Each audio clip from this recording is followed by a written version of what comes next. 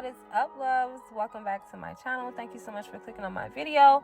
I'm back here with you today with another quick hair tutorial video on you already know who, my niece. Shout out to Najizi. Okay, yeah, she already got it. Y'all know she got a head full of hair, so everything is self-explanatory. You really could just watch the video, but because I like to run my mouth a little bit and explain why I do things sometimes, I'm going to talk through this video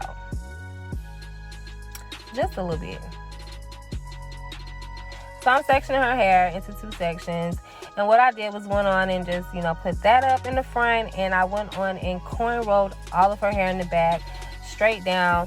That braid that I am showing to you is the main braid that I'm kind of using like to separate the different sections, and I didn't want to pull her hair too much at the back because her hair line goes very far down and it will pull. So I decided to just sew.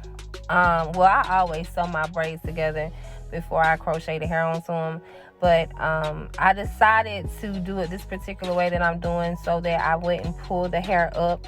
A lot of times people will braid the braid next to it up into the next braid. I was getting ready to do that, but I could see that it was going to be pulling, so I just kind of like made this little method up here where I took the braids and just put them on opposite sides, like made it like an X, and then I just sewed it down that way. I hope that makes sense.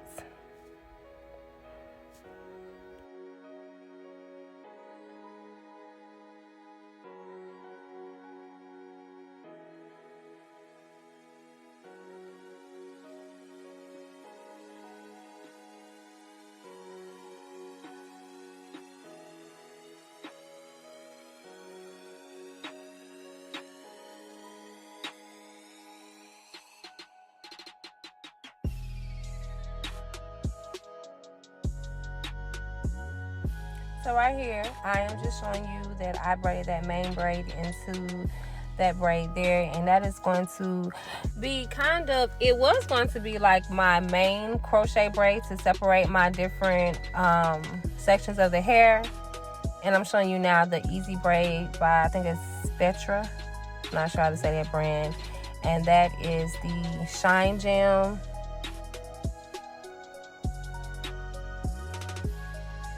So I'm just adding this to her, not only her edges, but to each individual braid, so that it gives me just like more control of the hair. It slicks the hair down so that I can just grab it as I'm braiding it. And most of this is self-explanatory. I just, add a couple pieces through. This tutorial is not so much to show you how to do feed-in braids. It's more just to show you how fast and easy you can do like a quick style, especially if you have like daughters, and if you have multiple daughters, you always looking for something really cute but very quick as well. We do not have like all day, it takes sometimes hours for us to do our baby's hair. So this is just a very quick and cute, simple style. That's basically the focus of this tutorial, not so much as the braids. If you would like to know how to do a feed-in braid, I have other videos. I will try to link one in this video somewhere on the screen so that you can go and check out a feed-in braid tutorial. I think I do have one of those videos up.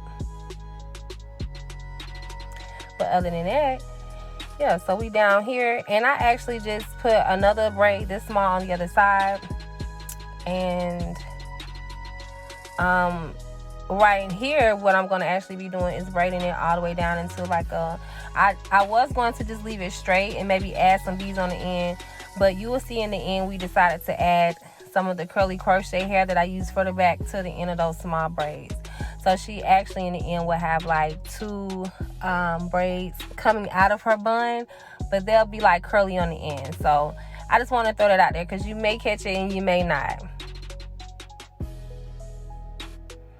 And so then I just started going in, braiding the rest of her hair up into a bun. I don't know why my video got so frizzy right here.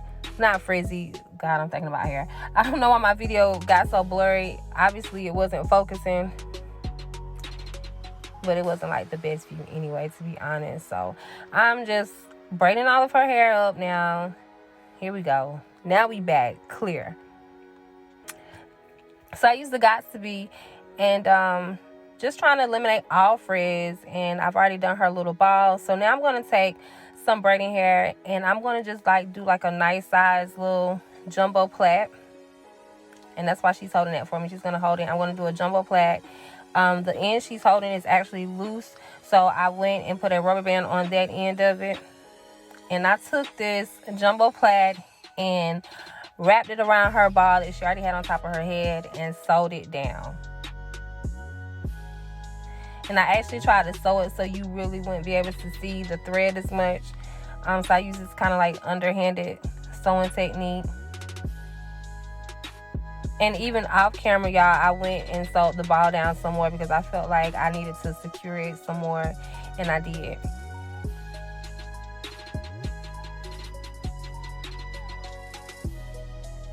So now I'm going in with this Model Deep Twist. This is 1B30. We just wanted to add a little bit of highlight, but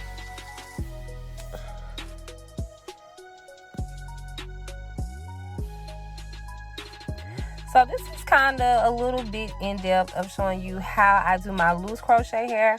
I don't like to put knots on it. I do know that knots maybe will secure it a little bit better, but depending on how you crochet your hair in, this technique will work.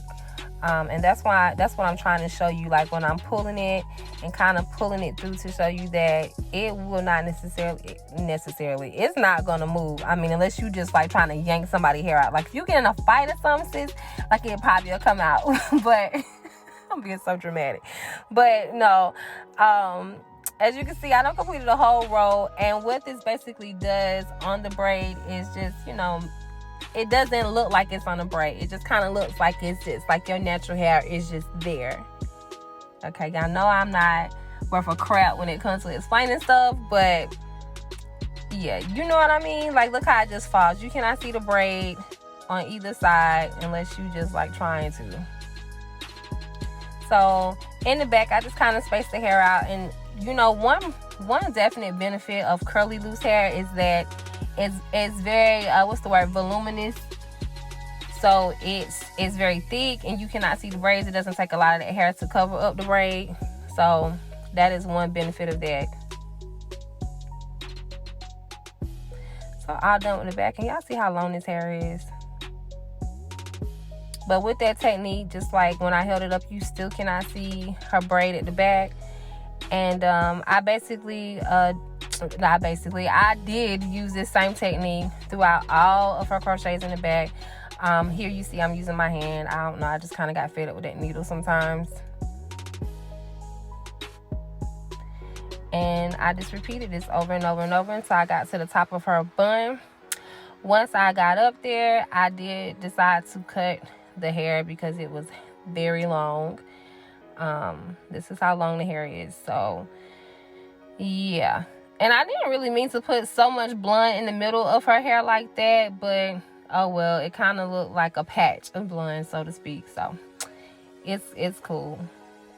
Yeah, I cut a lot of those inches off.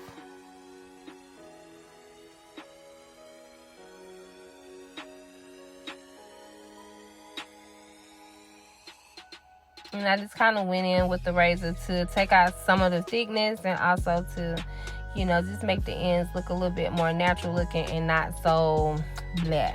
But this is how it turned out. Thank you all for watching. Hope you enjoyed. Until next time.